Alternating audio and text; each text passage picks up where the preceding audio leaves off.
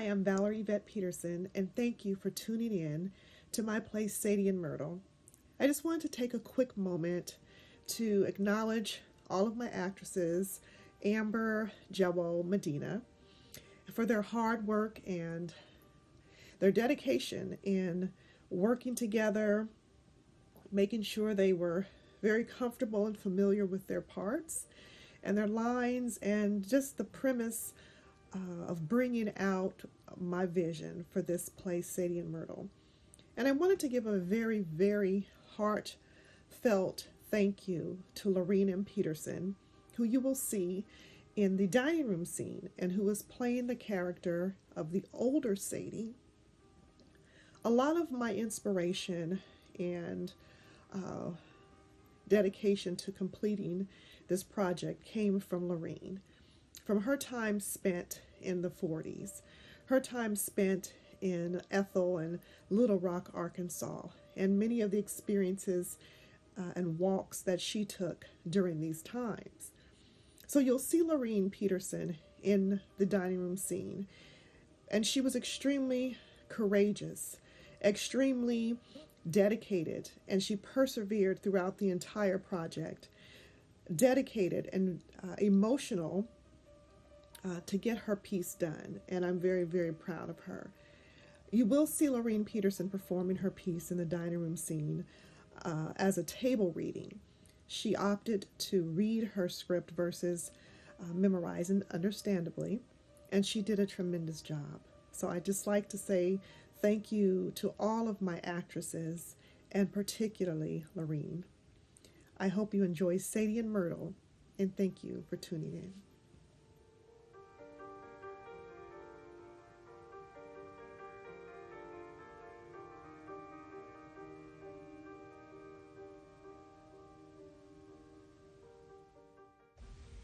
And I never thought this could happen. That after 400 years of bloody acts, the deliberate rapes and murderous greed and economic persecution and tormented bodies and bastard children and the disowned babies and the separated families and the brutal beatings and deadly whippings and horrendous slayings and horrific lynchings and stolen names and erased identities and that name game. Nigger, Negroid, colored, black, African American. Has it ended? What will we be named next? Murdered husbands and raped wives and raped daughters and raped and killed sons and racial injustice and forced racial mixing and mistreated human life. But I never thought this could happen. That after 400 years, we must still fight. I'm Sadie Booth, and this has been my journey as a Black woman here in the United States. Slowly, it detached itself from the branch, just as a butterfly does its cocoon no longer needed. It was once a connection. But there it fell so quietly and calmly, brown, crispy, crinkled now, and not like the rest that were beautiful and green. It is time to wither away and to fall. But while doing so, is very poised and at ease, as if longing and wishing for this moment. Gracefully it strokes the cool, crisp land as it succumbs peacefully to the ground. There it lies, hopeless, as it became I.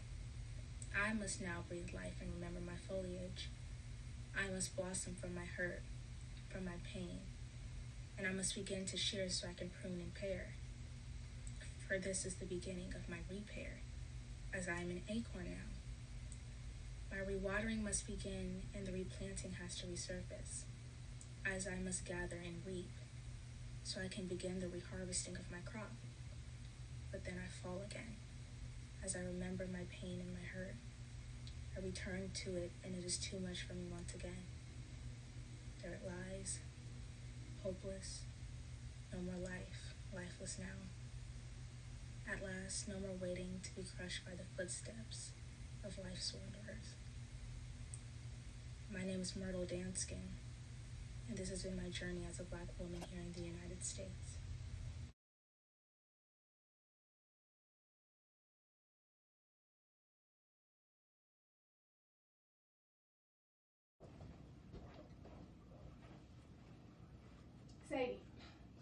Myrtle, why are you so loud? You know who we prepping for? Who? Nurse Peterson, up at ICU. Really? You know, I've been wanting to meet him. He, I always see him up in the hallways, but I always get scared. Yeah, he kind of started it for us colored folks in this hospital. He was one of the first ones here. Yeah, that's true. I have so many ideas, and I really want to talk to him, but, if he's coming down here, I hope he's okay. He just got sick all of a sudden. Don't nobody know what he's got. Everybody been gossiping. Really? Everybody coming up here with everything and anything, so. It seems like a new disease every day. Something new.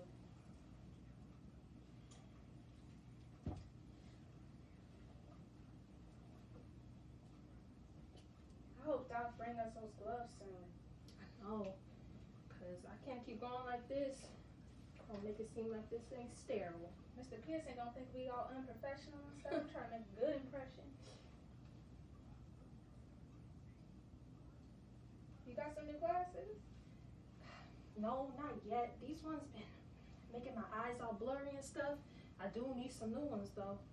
You've been 4-eyed since we were little. And you have a big old wart on the side of your face. Oh. Girl, you know I can't do nothing about that. And I can't do nothing about these glasses here. Now, I think it's been getting bigger. Might need to get this checked out. Check myself in one of these rooms. Yep. I'll be the one down there. I'll cut it out. So you gonna cut my face off? Yep.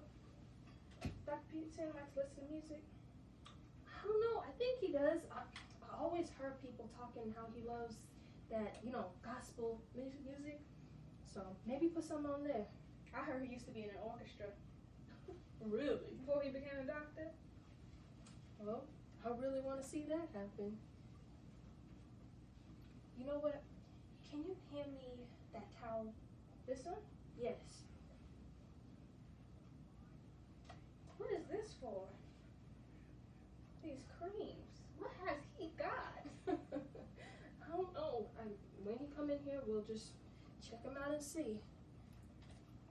I don't think he's gonna need this.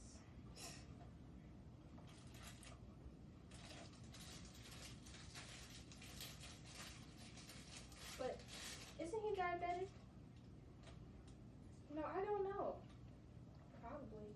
I think we need to check on those insulin needles. I know there's a big old pack of them on the table right there.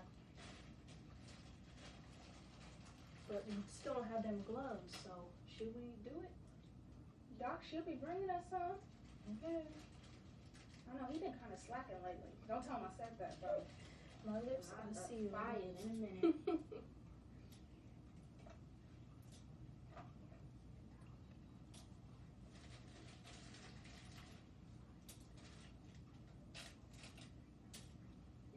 Take that back. Actually, we're gonna use that mask as well. This one? Mm-hmm. Maybe he got some cough. I don't know. Ointments, though? You mean ointments? Listen, they just provided the stuff in here. We just gotta use it. Start using some of my grandma's home remedies. Mm-hmm.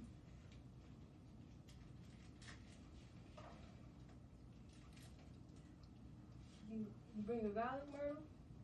No. We don't get in trouble, Sadie. They don't let us bring that smelly stuff up in this nursing home. We lucky we got a job. I brought it last week, though. That was you? But, after President Truman dropped that bomb, we ain't had the same issues as before, so. Yeah. That's where my daddy gone now. Took my daddy from me to go fight that war.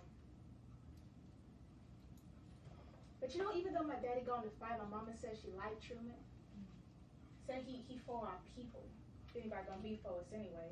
And none of them really for us. But so what you gonna do when we leave here? I'm gonna go out west, I guess? I don't know. But I do want to start my own nursing home and help people. They ain't gonna let no black folks do all that. start businesses, start nursing homes. I mean, for me, I guess I want to go back to school, learn more, be an educator like my mom. You know, this white lady named Karen says she can help us, like, get into this big program, get some big degree. But, you know, we can't tell all our friends. She said she could just help you and me, and maybe we can start helping more of our people. Okay. I want my big degree, too. I think we should do it. But you make it sound like it's so simple, Myrtle. You know folks not going to let us get too big. I'm tired of treading these 40 acres and ain't got no mule yet. Well, how bad do you want it?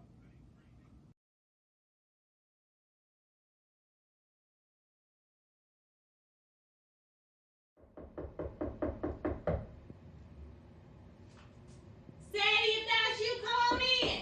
The door should be open. Hi, Myrtle. Have you got it today? If not, I got it right here. Want some? Don't you be coming up in here slanging your stuff.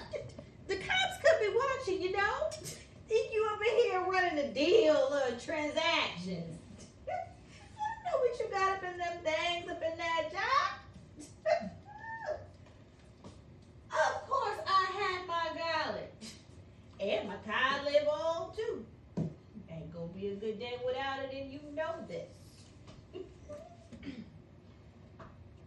Say, hand me that water. I can't stand this old Keurig stuff. Little old teeny tiny cups of tea. Remind me of that, what them kids smoke, weed. Weed in a cup. I just want me some regular old hot water to pour over my fresh herbal tea. That's it. You know this new stuff they got going on nowadays. Curio. Girl, here we go. Don't you come up in here again with all of that. Like my grandkids be saying, I ain't got time for that. You acting like Nixon did back then. Nixon? Yeah. I can't believe how the world has changed. How the world has changed. Changed? Woo, child, yes. We've been through some times. I remember when Roosevelt was president. Then that old Truman. Oh, woo, but I sure enough love me some Kennedy. Then that old Nixon. Anyway, I did get a chance to vote though. I voted, damn it. I voted. Yeah. Why are you doing all that coughing? You okay? You looking kind of pale. Voting was something. My dad would be so proud to see we actually made it to them voting polls. I voted, Daddy. But the way of the world, no telling what this country's gonna look like in 40 years. I'm still surprised we had that old orange thing tearing up this place.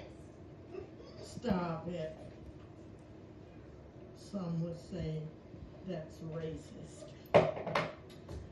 Well, am I racist too if I said we had a black president? Orange, black, what's the difference? One's black, one's orange. Then racist I shall be. No, that's not right. That's not right. What you mean? Some say Barack ain't black because his daddy was African. So where do we draw the line?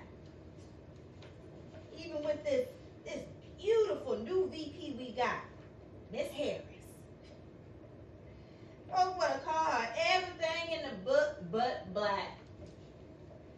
Then we had Jesse Jackson and Al Sharpton run for president. Folks, they ain't want that.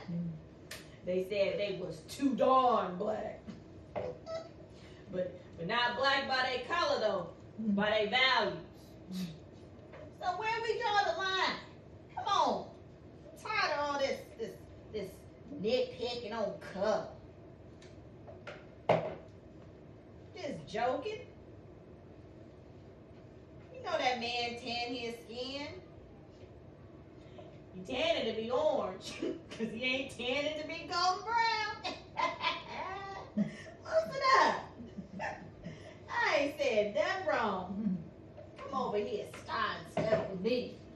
I sit and I think about my daddy so much though.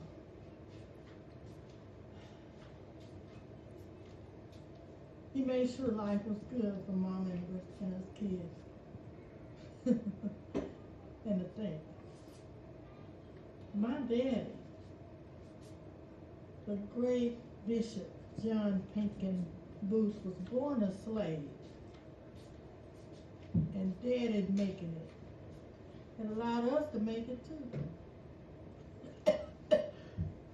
Well, we was all broke though. Not a red cent to our Danskin name. Wasn't no theologians in my family. Just pimps and hoes. No, it wasn't. There was a lot of love at y'all's house, Myrtle. I remember coming by there and playing with y'all Sadie, you okay with that cough? That don't sound right. You okay, honey? I'm fine, Myrtle. If I ain't fine, I'm gonna be all right. I mean, they say it's my lungs now, and it's my heart. I don't know. Swelling and stuff. You know, fluids up in here. Blood? You got that COVID, Sadie? No, they didn't say that.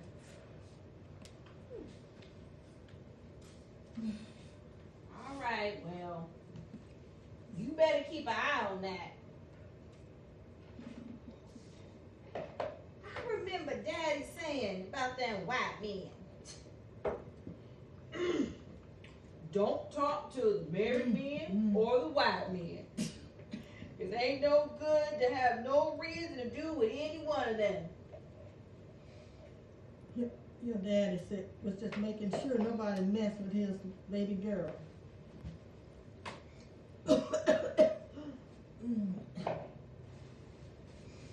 And my mama.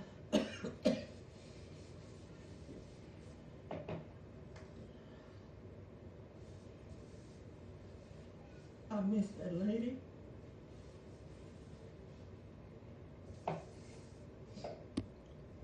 Mama taught us dignity. And even though she could pass as a white woman, she never tried to be one. She was so proud to be black. Yeah. I remember when Mama got that cleaning job over on that folk house on Plantain Road. Mama said, "No, you won't ever work under white people like that." Remember those escorts? Escorts? Not that kind, Merv. Daddy had them people walk with us so they could help us, so they wouldn't hurt us. Wasn't like that. 1935 or in primary school. You don't remember that? You were there. And the escorts, they were spitting on us, throwing rocks and pebbles at us, calling us every name in the book. Yeah. All that came with that Jim Crow. Because before the Jim Crow, we could do anything we wanted to do and go anywhere we wanted to go. No, we couldn't. you dreaming? Well, it sounded good. I can though now. That old Jim Crow made a whole lot different. Remember that drugstore in Carolina? Yes, I do. That old man saying, we ain't got to serve you colored gals. We got Jim Crow on our side. Jim Crow. Yeah, Jim Crow and his old laws can kiss the crack of my barrel. Hey! What about those park signs that read no shoes, no dogs allowed? Ain't that something? They didn't even think enough about us Negro folk to bother putting up a sign saying no colors allowed. Girl, we had enough of them signs up. One less in the box and didn't hurt me. Baby, we didn't even matter. And those legends.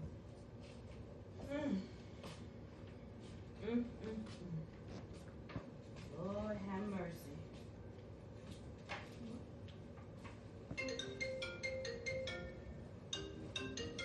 You don't hear that little alarm phone ringing? Sadie, you don't hear that? Both blacks and whites.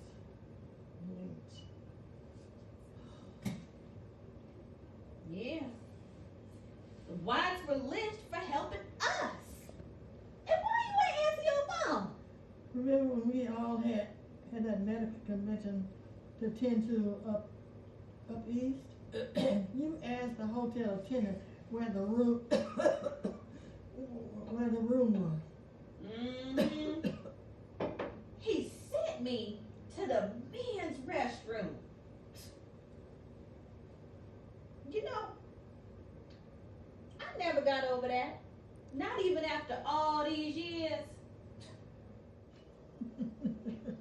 What? I remember when we went down to the spring for some fresh water.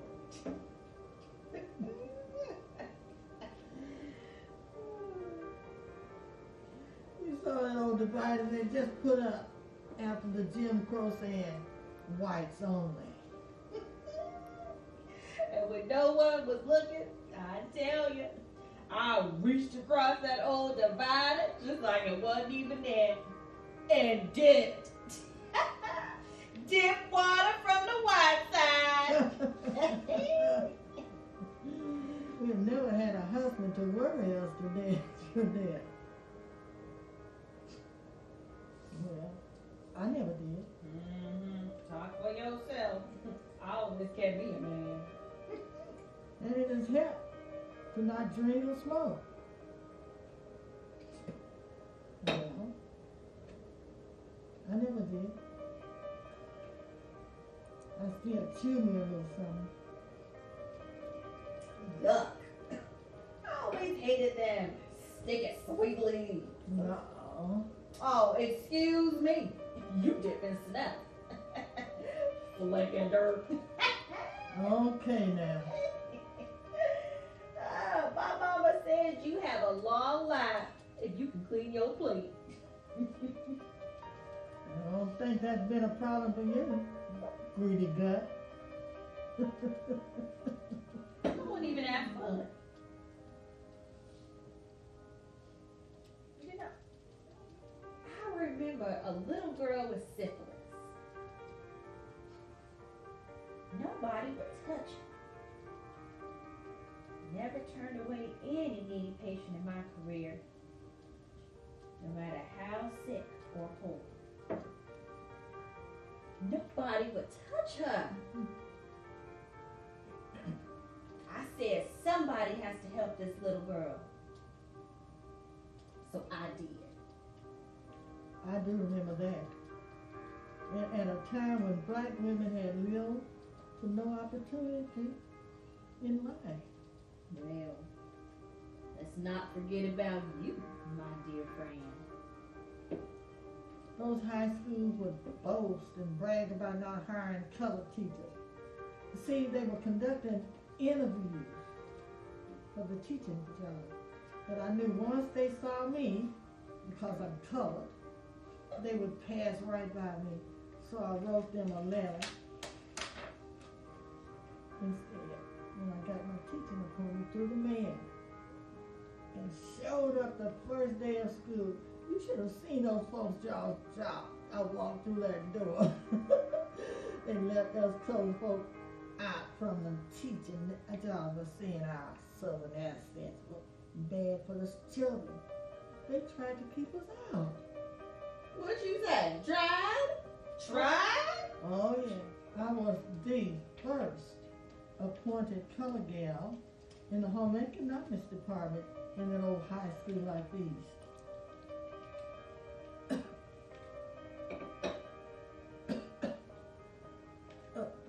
When was that? Sadie, you okay? Sadie. Sadie, let me help you. Sadie, come on, let me help you. Sadie. Come on, let me go in. Go in there. Sadie. Oh, I'll be all right. Sadie. Come on, let me help you. Come on. Sadie. Sadie. Are you okay? I'll see you, Paul. I'll be all right. Let me go. I'll be all right. Hello? Yes, this is Myrtle. How are you? Oh. Wait, what you said? When? No, she ain't told me that. When was she supposed to do that? Yesterday. Oh, really? Well, she didn't say a word to me. Was she here now though? Sadie! Oh, okay. Wait a minute. You said she was supposed to check herself in for what surgery? What's it called? No, she didn't tell me that. She usually tells me everything. Why she tell me?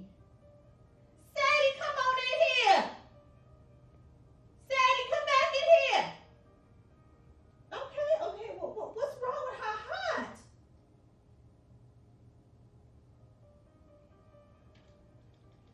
That's not what they told me last week. They said if she had the surgery, it wasn't guaranteed that she would. Huh? Why didn't she tell me then? You know, she's been ignoring her phone all day today. Cause no, I never knew about yesterday. Oh, she did.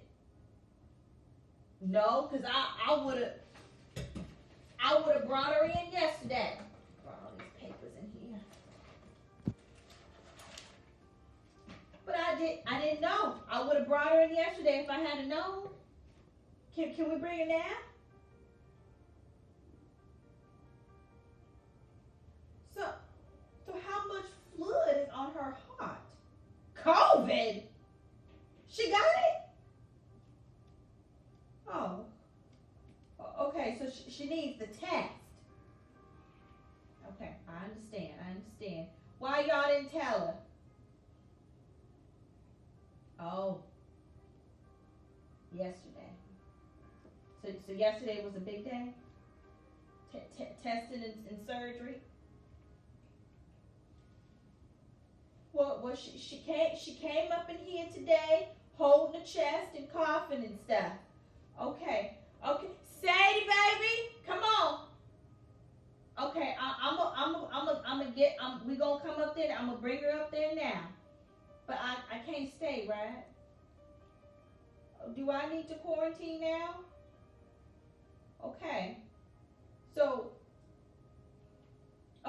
when will she know if she got that Rona? Okay, cause I don't move like I used to. I gotta get some food up in here and do all that before I quarantine.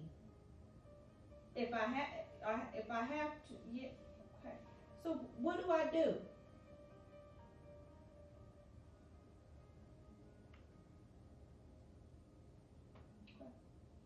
Okay.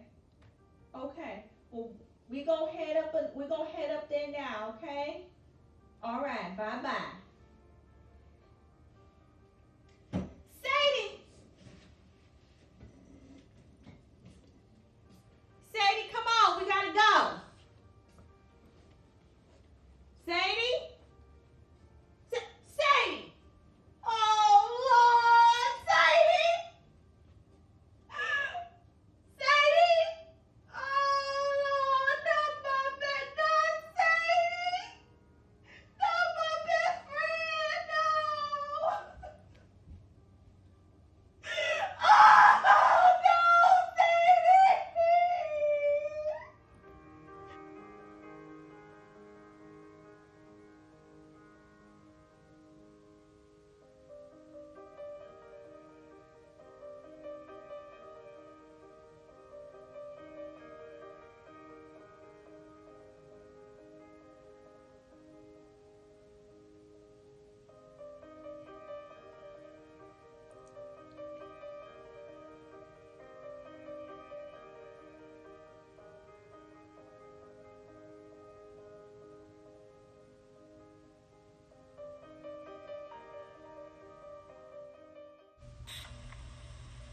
And just like that, I was alone. Just me in the world. Being a black woman in these here United States ain't for the weak. You gotta be tough to be a black woman. It's just how it go. 'Cause even when you do everything right, it's never enough for some folk. Sadie say, you can be the brightest, smartest, most intelligent person in a room full of non-colored folk. And somehow they still gonna find a reason why you ain't good enough. And don't be educated. Ooh-wee. They expect you to be ignorant. Because being ignorant fits their image of us and helps the agenda, the narrative. I've been through it.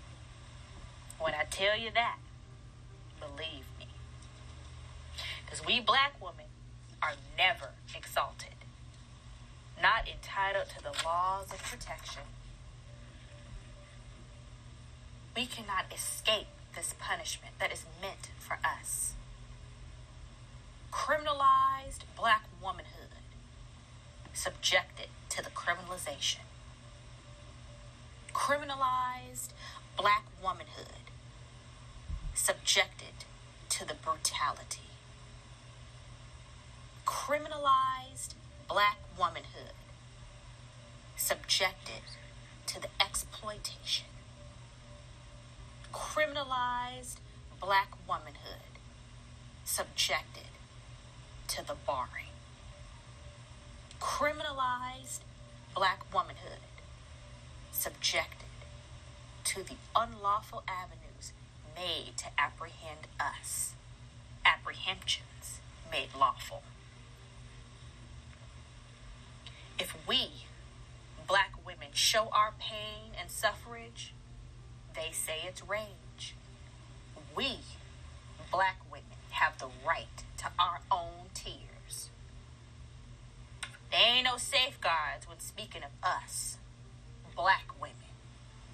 There ain't no securities for us, black women. There is no justice for us, black women. So we make our own circumstances, to which often places the blame on us, and we're turned upon the same legal system that placed us there. Black Wall Street. Them 4 little black girls bombed in that church. Fannie Lou Hammer, Breonna Taylor. Remember? Our black womanhood is misjudged. Our black womanhood is tarnished. Our black womanhood is framed. Framed by the politics of protection. Slavery was authorized. Slavery was protected. Slavery was sanctioned. And we were against that plight. We were raped. And our babies taken from us. And we were blamed for it. Hell, we didn't want your husbands. We fought. But no one helped us fight.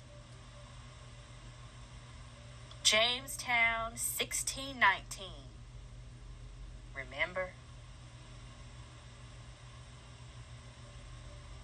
The denigration of the black woman means denigration of black womanhood.